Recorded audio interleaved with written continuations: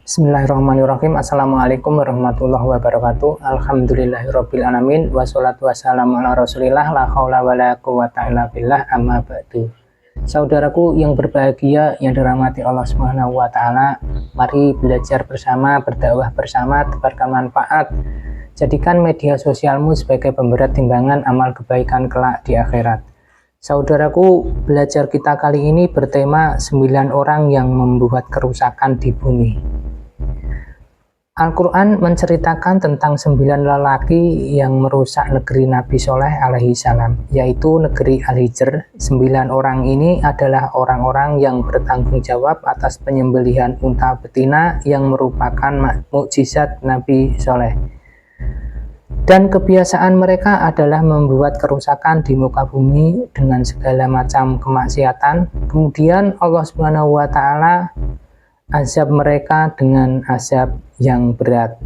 Dari sahabat Ibnu Umar radhiyallahu anhuma, beliau berkata ketika Rasulullah Shallallahu alaihi wasallam berangkat bersama pasukannya di perang Tabuk, beliau beristirahat dengan mereka di Al-Hijr, tempat berbatu, di sekitar rumah-rumah kaum Samud.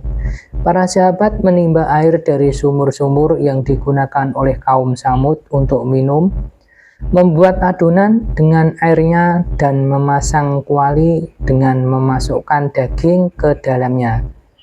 Melihat itu, Rasulullah Shallallahu alaihi wasallam memerintahkan agar membakar kuali dan memberikan adonan kepada unta. Rasulullah Shallallahu alaihi wasallam kemudian berpindah hingga sampai pada sumur unta Nabi Soleh alaihi salam, minum darinya.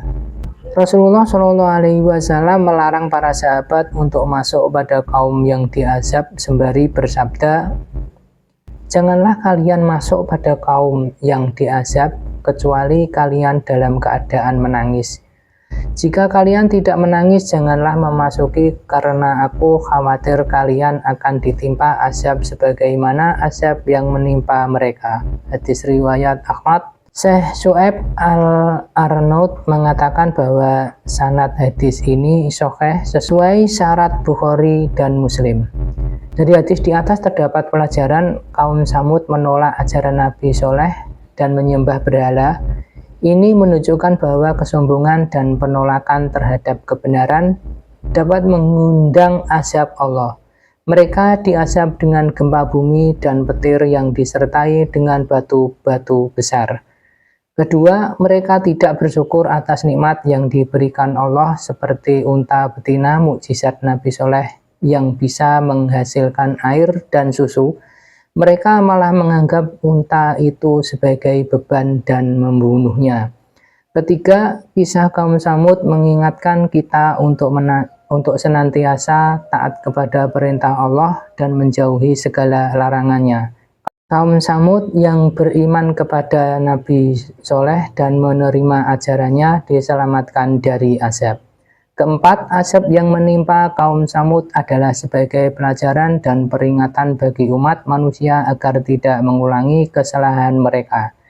Kelima, kisah tentang 9 orang yang berbuat kerusakan pada zaman Nabi Soleh memang tidak secara langsung terulang persis sama pada zaman sekarang.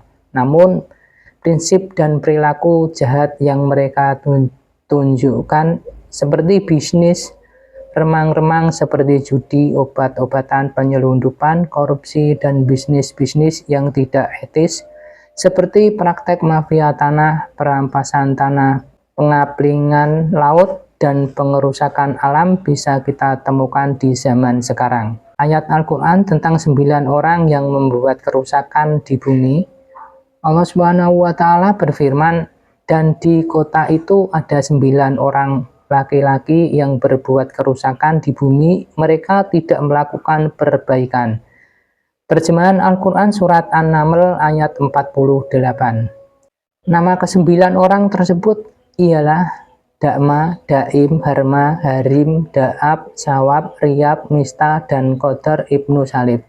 Merekalah yang menyembelih unta Nabi Soleh dengan tangannya sendiri. Disebutkan dalam firman-Nya, maka mereka memanggil kawannya, lalu kawannya menangkap unta itu dan menyembelihnya. Terjemahan Al-Quran Surat Al-Qamar ayat 29. Dan firman Allah Subhanahu wa Ta'ala ketika bangkit orang yang paling celaka di antara mereka. Terjemahan Al-Quran Surat Asy-Syams ayat 12.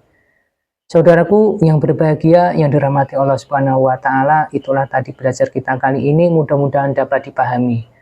Sebagai doa belajar kita kali ini, ya Allah, sesungguhnya kami berlindung kepadamu dari siksa kubur, dari siksa neraka jahanam, dari fitnah kehidupan dan kematian, dan dari fitnah dajjal. Amin ya robbal alamin. Barakallahu fikum. Wassalamualaikum warahmatullahi wabarakatuh.